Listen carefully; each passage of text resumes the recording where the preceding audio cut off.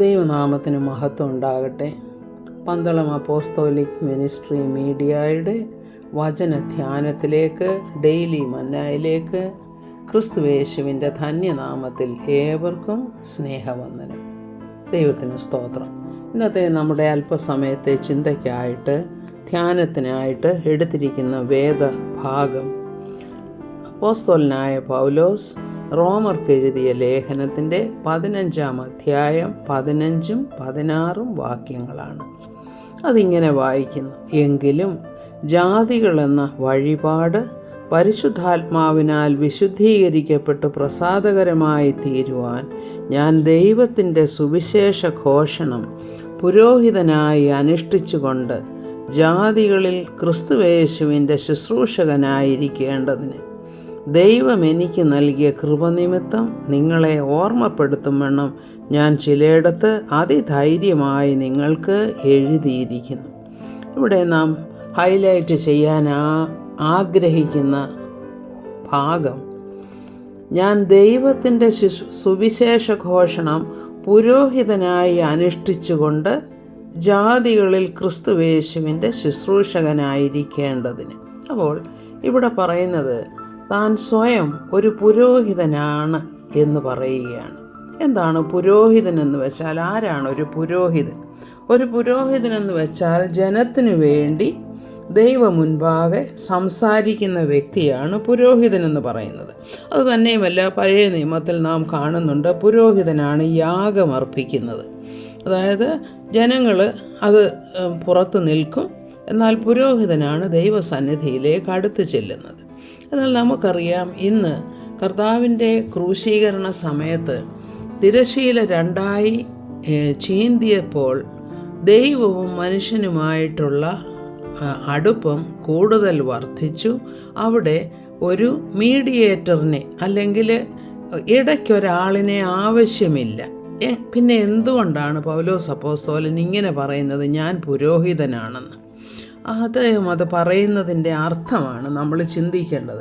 അപ്പം പുരോഹിതനെന്ന് വെച്ചാൽ ജനത്തിനു വേണ്ടി പ്രായശ്ചിത്തം കഴിക്കുന്ന വ്യക്തി, അല്ലെങ്കിൽ ജനത്തിനു വേണ്ടി പ്രാർത്ഥിക്കുന്ന വ്യക്തി, ജനത്തിൻ്റെയും ദൈവത്തിൻ്റെയും ഇടയ്ക്ക് നിൽക്കുന്ന വ്യക്തി എന്നാണല്ലോ അതിൻ്റെ അർത്ഥം. എന്നാൽ ഇവിടെ എന്തുകൊണ്ടാണ് പൗലോസ് അപ്പോസ്തലൻ സ്വയം പുരോഹിതനെന്ന് പറയുന്നത്?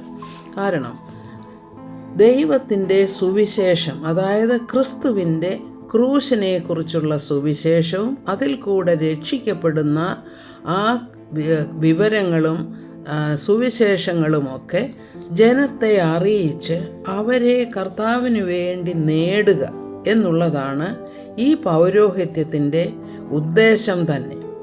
എന്താണ് താൻ ചെയ്യുന്നത്?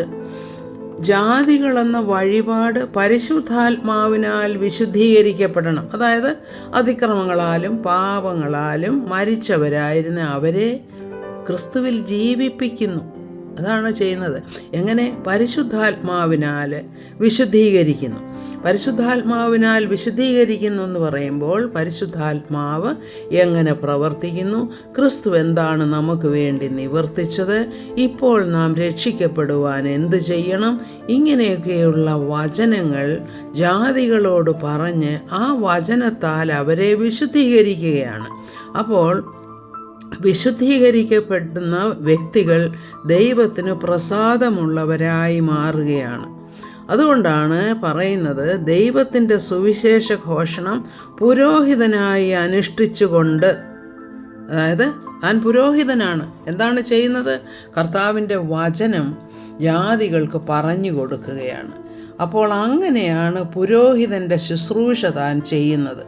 അപ്പോൾ എന്താണ് ചെയ്യുന്നത്? വാസ്തവത്തിൽ അവരുടെ ജീവിതത്തിൽ അവർക്ക് വിശുദ്ധീകരണം നടക്കണമെങ്കിൽ ദൈവത്തിൻ്റെ വചനം അവർക്ക് പകർന്നു കൊടുക്കണം. ദൈവത്തിൻ്റെ വചനം അവർക്ക് പകർന്നു കൊടുക്കുമ്പോൾ ദൈവത്തിൽ അവർ വിശ്വസിക്കുന്നു, ക്രിസ്തുവിൻ്റെ ക്രൂശിൽ അവർ വിശ്വസിക്കുന്നു, അവർ ക്രിസ്തുവിനെ കർത്താവും രക്ഷിതാവുമായി സ്വീകരിക്കുന്നു. അങ്ങനെയുള്ള വ്യക്തികളെ ദൈവ മുൻപാകെ സമർപ്പിക്കുകയാണ് പൗലോസ് അപ്പോസ്തലൻ ചെയ്യുന്നത്. അതുകൊണ്ടാണ് സ്വയം താൻ പുരോഹിതനാണെന്ന് അവകാശപ്പെടുന്നത്. എന്നാൽ ഇന്ന് നാമും നമ്മെ ഏൽപ്പിച്ചിരിക്കുന്ന ഒരു ജോലിയാണിത്. അതാണ് നിർബന്ധം എൻ്റെ മേൽ കിടക്കുന്നു, സുവിശേഷം പറഞ്ഞില്ലെങ്കിൽ എനിക്ക് അയ്യോ കഷ്ടം എന്നാണ് പൗലോസ് അപ്പോസ്തലൻ പറയുന്നത്. അപ്പോൾ നമ്മുടെയും ജോലി എന്താണ്?